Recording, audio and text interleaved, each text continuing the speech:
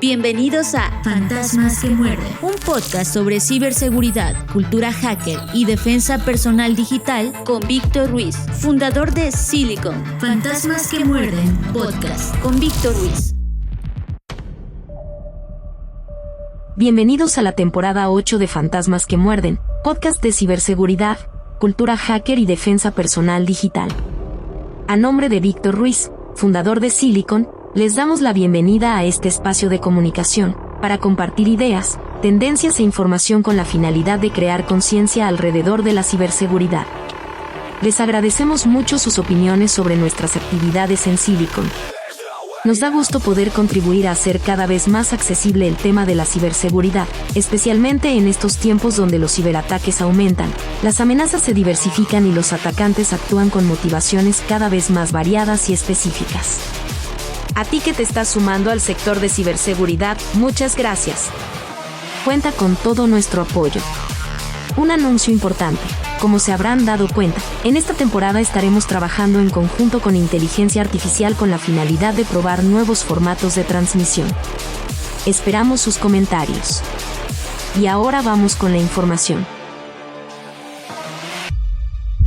Estás escuchando Fantasmas que Muerden con Víctor Ruiz. Scanner, contexto actual y tendencias en ciberseguridad. Scanner, en Fantasmas que Muerden con Víctor Ruiz.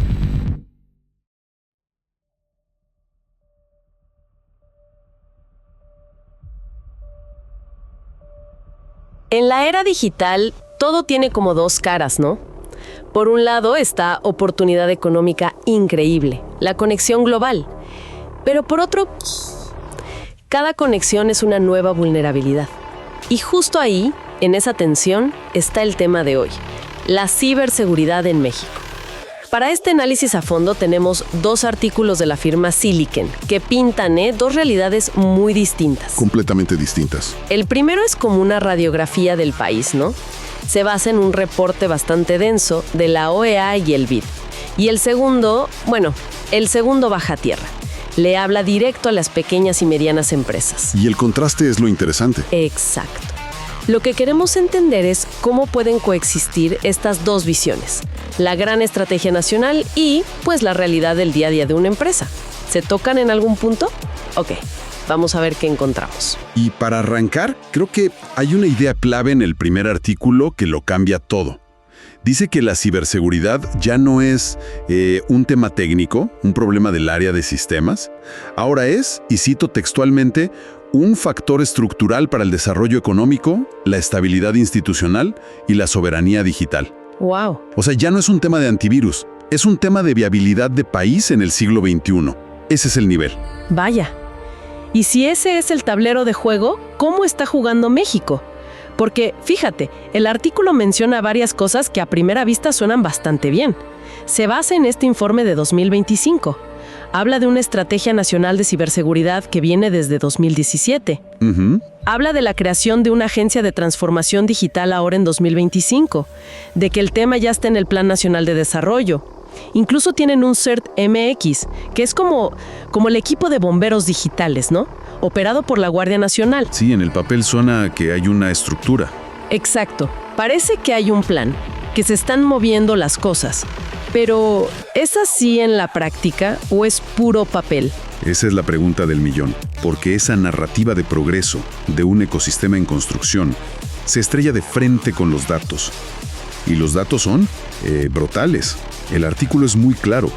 México sigue siendo uno de los países más atacados del mundo. ¿Qué tan atacado? Las cifras que da no son para tomárselas a la ligera. En 2024 se registraron, y aquí es donde la cosa se pone seria, cientos de miles de millones de intentos de intrusión. Cientos de miles de millones. Es un número que ni siquiera puedo visualizar. Es una escala casi astronómica. Es como intentar contar granos de arena en una playa. Imposible. Exacto. Y para que no parezca algo que ya pasó, el artículo añade que en los primeros meses de 2025 el ritmo es crítico. Lo describe como el equivalente a varios eventos por segundo. Varios por segundo. Imagínate que tienes una tienda física, y cada segundo, día y noche, alguien está jaloneando la cerradura. No podrías ni trabajar. Imposible. Esa es la realidad digital para el país. Y para colmo, México está consistentemente en los primeros lugares de América Latina en víctimas de ransomware y de phishing. Lo que me lleva de vuelta a la pregunta inicial. Si existen los planes, las agencias, las estrategias, ¿por qué esta es la realidad? ¿Por qué hay una desconexión tan salvaje entre la intención y el resultado? Pues el análisis apunta a que no estamos hablando de delincuentes comunes. Menciona ataques muy sofisticados, muy dirigidos a sectores clave. El financiero, gobierno, la salud. Sectores que nos duelen a todos. A todos. Los grupos criminales detrás de esto operan como empresas, usan inteligencia artificial, automatizan sus ataques y hasta venden sus herramientas en un modelo de ransomware como servicio. O sea, es una industria. Es una industria criminal totalmente profesionalizada. Y frente a eso, la respuesta del país, según la fuente, es reactiva y fragmentada. Reactiva y fragmentada. Apagan un fuego aquí mientras ya se encendieron otros 3 por allá. Suena a que siempre van un paso por detrás.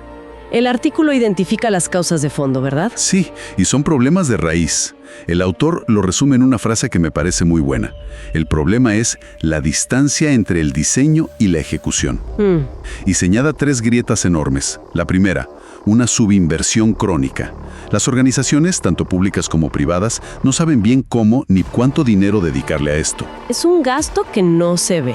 Hasta que es demasiado tarde. Exacto. La segunda, un déficit de talento que califica de estructural. Faltan manos, faltan cerebros especializados en ciberseguridad.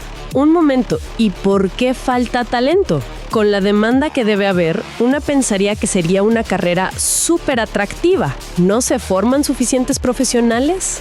¿O se van del país? El artículo no entra en ese detalle, pero sí sugiere que la velocidad con la que crece el problema supera por mucho la capacidad del sistema educativo para generar especialistas.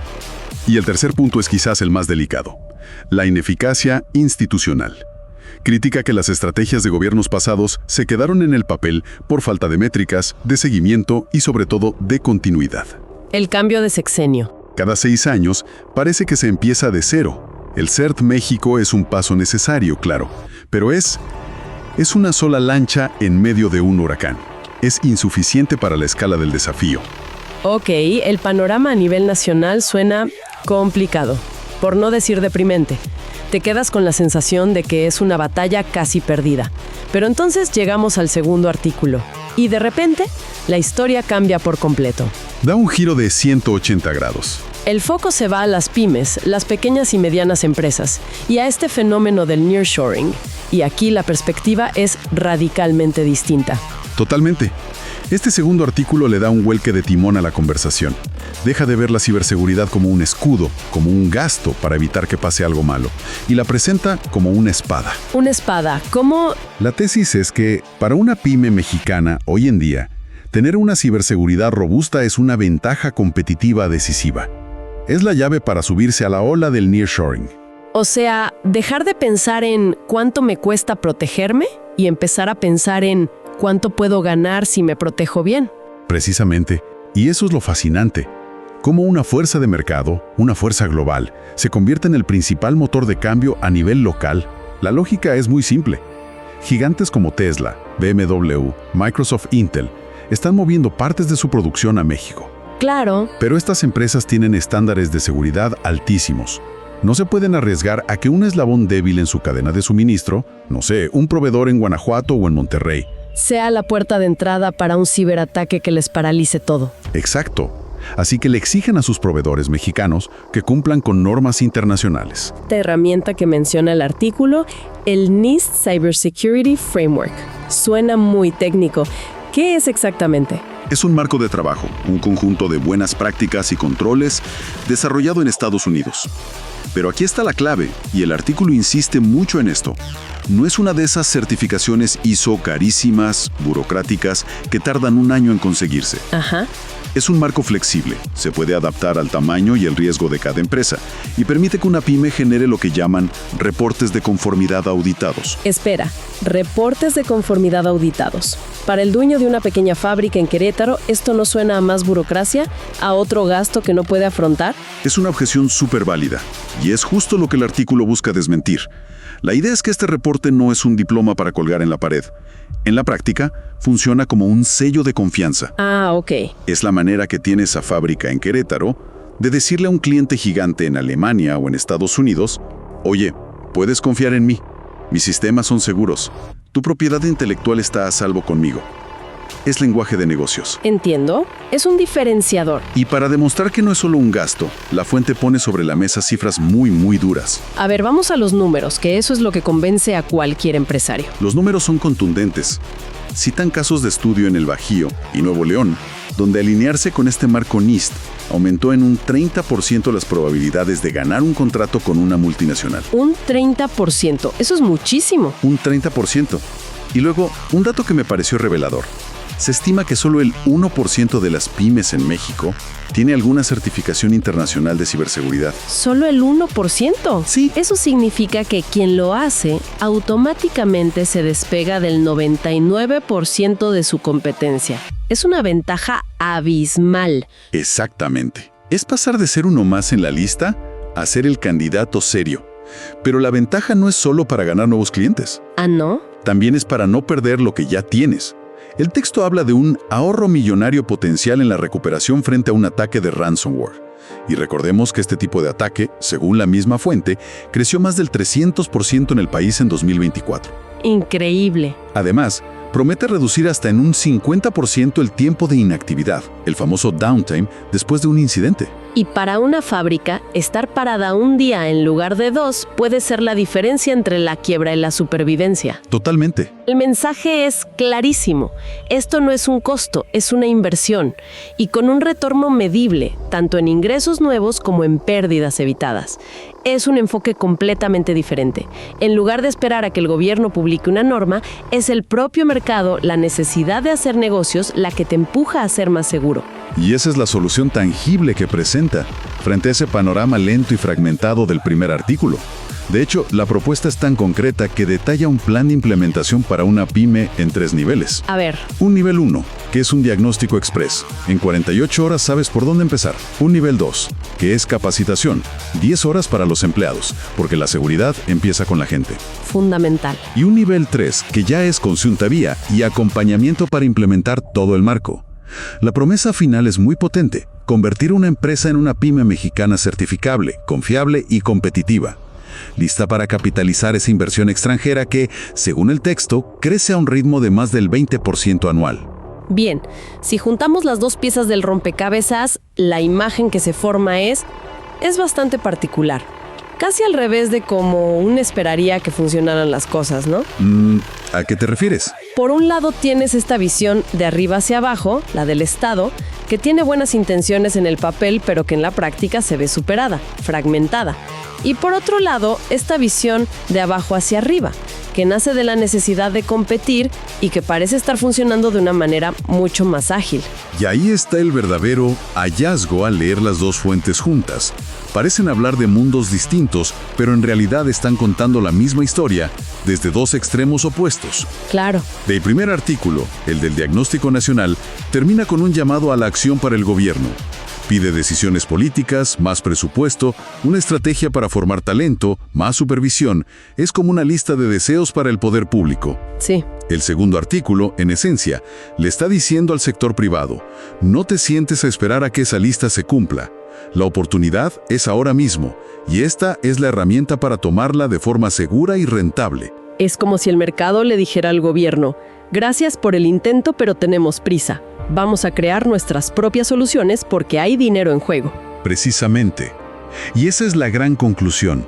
La resiliencia cibernética de México, su capacidad para resistir y recuperarse de ataques, podría no estarse construyendo desde el gobierno hacia las empresas, como dictaría la lógica. ¿Se está construyendo al revés? Se está construyendo al revés, desde las cadenas de suministro globales hacia arriba. Es el incentivo económico de ser un proveedor confiable para una multinacional lo que está forzando la adopción de estándares de seguridad de clase mundial. Es un motor de cambio mucho más veloz y pragmático que cualquier estrategia nacional que, por muy bien diseñada que esté, no ha logrado permear de forma masiva. La estrategia de ciberseguridad en el papel y la realidad del día a día en México es enorme. Eso queda claro. Pero en medio de esa brecha está surgiendo un camino alternativo, uno muy práctico, que no está impulsado por decretos, sino por la ambición y la oportunidad del sector privado. Y esta es una encrucijada estratégica para el país. Como dice el primer artículo, México tiene la oportunidad de transformar su alta exposición en una ventaja estratégica. Es una idea poderosa. Muchísimo. Usar esta misma vulnerabilidad, este bombardeo constante de ataques, como el catalizador para forjarse capacidades de primer nivel. Si se logra que la respuesta del gobierno se alinee y potencia esta inercia que ya trae el mercado, el resultado podría ser muy, muy positivo. Lo cual nos deja con una idea final, algo para darle vueltas. Si los incentivos económicos de las corporaciones multinacionales son más eficaces para impulsar prácticas robustas de ciberseguridad que las propias estrategias de un gobierno, ¿qué nos dice eso sobre dónde reside el poder real para proteger la infraestructura digital de un país en el siglo XXI? ¿Será que estamos viendo cómo la ciberseguridad nacional se convierte en la práctica, en una responsabilidad que se subcontrata a las fuerzas del mercado global?